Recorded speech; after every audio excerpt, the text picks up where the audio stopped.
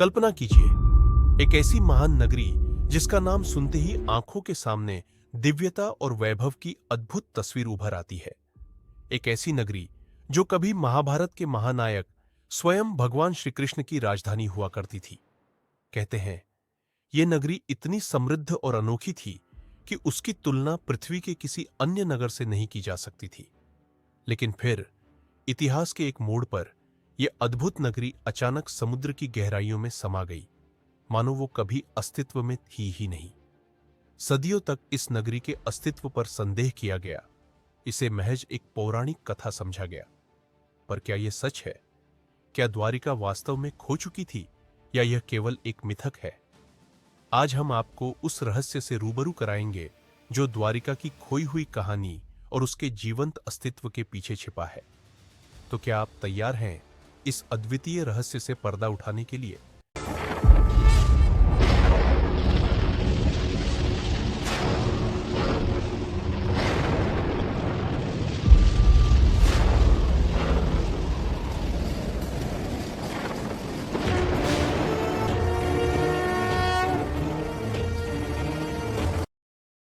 साल था 1983, जब पुरातत्वविदों की एक टीम गुजरात के द्वारका गांव के पास समुद्र में कुछ खोज कर रही थी। समुद्र की 130 फीट की गहराई में जाने के बाद जो उन्होंने देखा वह सचमुच चौंका देने वाला था, जिसे देखकर हर कोई हैरान रह गया। दरअसल वह एक भव्य पुरानी नगरी थी, ऐसी नगरी जो इतनी खूबसूरत थी कि जिसे कोई एक बार देख ले तो बस देखता ही रह जाए। ऊंची ऊंची दीवारें, बड़े बड़े द्वार, उन पर की गई नक्काशी, सड़कें, भव्य महल, एक पूरा सुव्यवस्थित शहर जो आज के शहरों को भी पीछे छोड़ दे। समुद्र की गहराइयों में ऐसी नगरी देखकर पुरातत्वविद हैरान थे। आखिर यह नगरी यहां पहुंची कैसे और यह कितनी पुरानी है? ये सवाल उनके मन में भी थे। इन सवालों का जवाब ढूंढने के लिए पत्थरों के नमूने लिए गए और कार्बन डेटिंग से पता चला कि वे पत्थर महाभारत काल के हैं। यह वही नगरी है जिसका उल्लेख महाभारत में किया गया है, यानी श्री कृष्ण की नगरी द्वारका, जिसे भगवान श्री कृष्ण ने समुद्र किनारे बसाया था। अब आप पूछेंगे, हमें कैसे पता कि यही द्वारका है? इसका क्या प्रमाण है? क्योंकि आज द्वारका गुजरात के जामनगर जिले में समुद्र तट पर एक छोटा सा शहर है, जिसे भगवान विष्णु के 4 धामों में से एक माना जाता है, जहां हजारों कृष्ण भक्त दूर दूर से दर्शन के लिए आते हैं।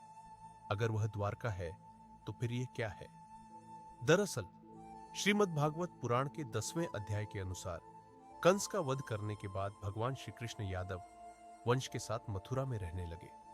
लेकिन कंस की मौत का बदला लेने के लिए उसके ससुर जरासंध ने मथुरा पर 1 या 2 बार नहीं बल्कि पूरे 17 बार हमला किया। बार बार हो रहे इन आक्रमणों से मथुरा की प्रजा परेशान हो गई थी और श्री कृष्ण भी दुखी हो चुके थे। इसीलिए उन्होंने अपनी प्रजा की रक्षा के लिए मथुरा से दूर जाने का निर्णय लिया। वे अपने परिवार और पूरी प्रजा के साथ मथुरा से 128 किलोमीटर दूर समुद्र के किनारे पहुंचे और उन्होंने विश्वकर्मा को समुद्र के ऊपर एक नगरी बनाने का आदेश दिया। लेकिन समुद्र देव की मर्जी के बिना यह संभव नहीं था, इसलिए भगवान श्री कृष्ण ने समुद्र देव की पूजा की। इससे खुश होकर समुद्र देव ने उन्हें समुद्र के बीच में 12 योजन लगभग 153.6 किलोमीटर भूमि उपहार में दी। इसी भूमि पर भगवान विश्वकर्मा ने विशाल द्वारका नगरी का निर्माण किया। यह ऐसी नगरी थी जो आज की सुव्यवस्थित नगरों को भी मात दे सकती थी। ऊंची दीवारें, बड़े दरवाजे, बगीचे, तालाब, सोने के महल, सब कुछ बेहद खूबसूरत तरीके से बनाया गया था। और इसी नगर के बीच में था श्री कृष्ण का भव्य महल। पूरे यादव वंश और पूरी प्रजा को बसाने के बाद श्री कृष्ण वापस मथुरा गए और जरासंध से युद्ध किया। उनका वध करने के बाद वे अपने परिवार के साथ हंसी खुशी रहने लगे। लेकिन कहते हैं ना, यह कुछ भी स्थायी नहीं रहता। सुख दुख आता जाता रहता है और श्री कृष्ण भी इसी चक्र का हिस्सा बने। कुछ समय बाद पांडवों और कौरवों के बीच महायुद्ध आरंभ हुआ, जिसमें भगवान श्री कृष्ण अर्जुन के सारथी बने। 18 दिनों के भीषण युद्ध के बाद आखिरकार पांडवों की जीत हुई और यहीं से खूबसूरत नगरी द्वारका के सर्वनाश की शुरुआत हुई। दरअसल महाभारत के स्त्री पर्व के अनुसार जब माता गांधारी ने अपने 100 पुत्रों को मरा हुआ देखा तो वे इस दुख को सहन नहीं कर पाई और उन्होंने भगवान श्री कृष्ण को अपने बेटों की मौत का जिम्मेदार ठहराते हुए श्राप दे दिया। उन्होंने कहा, जैसे मेरे वंश का विनाश हुआ है वैसे ही 36 साल बाद तुम्हारे वंश का भी विनाश होगा। श्री कृष्ण इस भविष्यवाणी के बारे में पहले से ही जानते थे, इसलिए उन्होंने माता गांधारी के श्राप को आशीर्वाद के रूप में स्वीकार कर लिया। इसके अलावा एक और श्राप था जो यादव वंश के विनाश का कारण बना। एक बार की बात है जब द्वारका के पास स्थित पवित्र स्थल पिंडारक में कई ज्ञानी साधु संत आए हुए थे। उन्हें देखकर श्री कृष्ण के पुत्र साम ने अपने दोस्तों के साथ मिलकर अराशी मुनियों के साथ शरारत करने की सोची। साम ने एक गर्भवती स्त्री का वेश धारण किया और अराशी मुनियों के पास जाकर अपने होने वाले बच्चे के बारे में पूछा। ऋषि मुनि अपने साथ हो रहे इस मजाक से क्रोधित हो गए और उन्होंने साम को श्राप दे दिया कि वह एक लोहे के मुसल का जन्म देगा जो यादव वंश के विनाश का कारण बनेगा। अब एक श्राप ही भारी होता है, यहां तो 2 श्राप मिल चुके थे। कुछ समय बाद साम के वस्त्रों से एक लोहे का मुसल मिला। जब श्री कृष्ण के नाना उग्रसेन को इस पूरी घटना का पता चला तो उन्होंने उस लोहे के मुसल को टुकड़ों में काटकर समुद्र में फेंक दिया। उन्हें यह गलतफहमी हो गई कि ऐसा करने से यादव वंश श्राप से बच जाएगा। लेकिन जैसे ही उग्रसेन ने मुसल के टुकड़ों को समुद्र में फेंका, उन्हें एक मछली निगल गई। जब वह मछली मछुआरों के जाल में फंसी और पकड़ी गई तो उसके पेट से लोहे के मुसल के टुकड़े निकले। एक शिकारी ने लोहे के टुकड़ों से जहरीले तीर बना लिए थे और टुकड़े टुकड़े होने के बाद भी ये लोहे के अवशेष यादव वंश के विनाश के लिए एक बार फिर तैयार हो गए। लेकिन कैसे? दरअसल 36 साल बीत चुके थे और वह समय आ चुका था जब माता गांधारी के श्राप को सच साबित होना था। पूरा यादव वंश नशे की लत में डूब चुका था। धीरे धीरे उन्होंने आपस में ही लड़ाई शुरू कर दी। फिर क्या था, यादव वंश के भीतर युद्ध छिड़ गया, भाई भाई का दुश्मन बन गया और धीरे धीरे पूरे वंश का विनाश हो गया। यह सब देखकर बलराम जी ने धरती का त्याग कर दिया और श्री कृष्ण जंगलों की ओर निकल पड़े। कुछ देर चलने के बाद एक पीपल के पेड़ के नीचे जाकर लेट गए। तभी एक शिकारी ने उन्हें हिरण समझकर उन पर तीर चला दिया।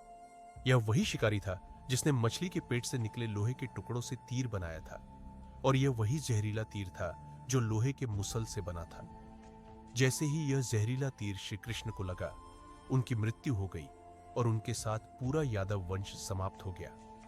तब तक अर्जुन वहां पहुंच चुके थे, लेकिन तब तक सब कुछ समाप्त हो चुका था। पूरी द्वारका नगरी जल रही थी।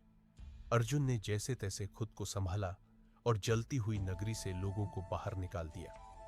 खाली होते ही द्वारका नगरी हमेशा के लिए समुद्र में समा गई।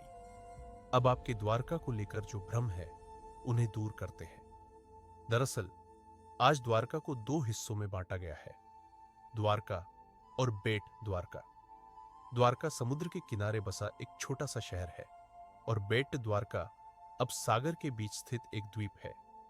कई सालों तक बेट द्वारका को एक पौराणिक कथा मानकर नजरअंदाज किया जाता रहा।